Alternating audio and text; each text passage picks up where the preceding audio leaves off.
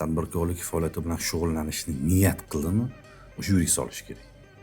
Sababini men tushuntirib aytaman. Biza endi men amaliyotdan kelib chiqib aytaman-da, bizga murojaat qilgan, yoki o'zimiz ishtirok etgan ishlardan kelib chiqib aytaman. Bizada fuqaro bir yigit deylik, bir loyihani amalga oshirmoqchi, shu biznes faoliyati bilan shug'ullanmoqchi. Lekin uni moddiy puli yetarli emas. Albatta u investorga murojaat qiladi, to'g'rimi?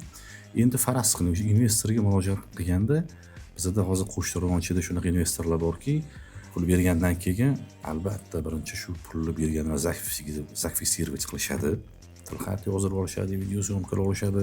Pulni himoya qilib olish uchun u yigitga tegishli bo'lgan uy joyini nomiga o'tkazib olishadi, mashinani nomiga o'tkazib olishadi va hokazo, bilasizmi? Bu jarayonda mana yurist bu jarayonda nimaga kerak? Agarda bu biznesga investor jalb qilinadigan bo'lsa, bu yerda investitsion shartnoma tuziladi. Kelishuv, investorlar o'rtasida kelishuv tuziladi. Ana shu kelishuvda kim necha pul tikadi, kim foydadan qancha oladi. Agarda mana shu investor biznesdan chiqib ketadigan bo'lsa, uni ulushi nima bo'ladi va hokazo. Hamma kelishuv bo'ladi. Tushunasizmi?